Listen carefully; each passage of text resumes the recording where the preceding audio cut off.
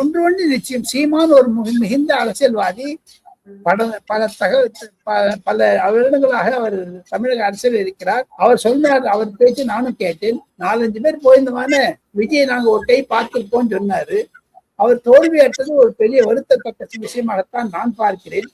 எது எப்படி இருப்பினும் விஜய் அவர்களுக்கு இன்னும் ஒரு 6 மாதம் கொடுக்க வேண்டும் என்ற எண்ணத்தில் சீமானும் இருக்கிறார். சீமான் எதிர்த்து பேசினதுனால அவர் கண்டம் பண்ண சீமான் வீட்டுக்கு விஷயம் போயிட்டு வந்தாங்க விஜய்.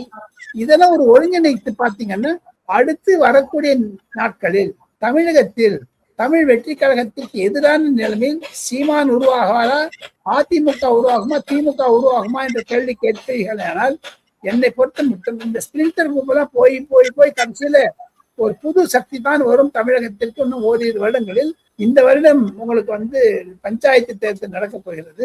அதற்கு அடுத்த வருஷம் உங்களுக்கு 2028 தவிர 29ல லோக்சபா தேர்தல் வரப்போகுது. அதுக்கெல்லாம் தயார் பண்ண வேண்டிய நிலைமையில் இருக்கக்கூடிய சீமானும் சரி, அடுத்த கட்சிகளும் சரி, விஜயை நோக்கித்தான் இனி பயணம் செய்ய வேண்டும் அடுத்த 10 வருடத்துக்கு என்பதுதான் சர்வசாதாரணமாக பேசக்கூடிய ஒரு வார்த்தை. ஆச்சி மசாலா, எந்த சமையலும் ருசி தேடும் ரகசியம். 20 ரூபாய்.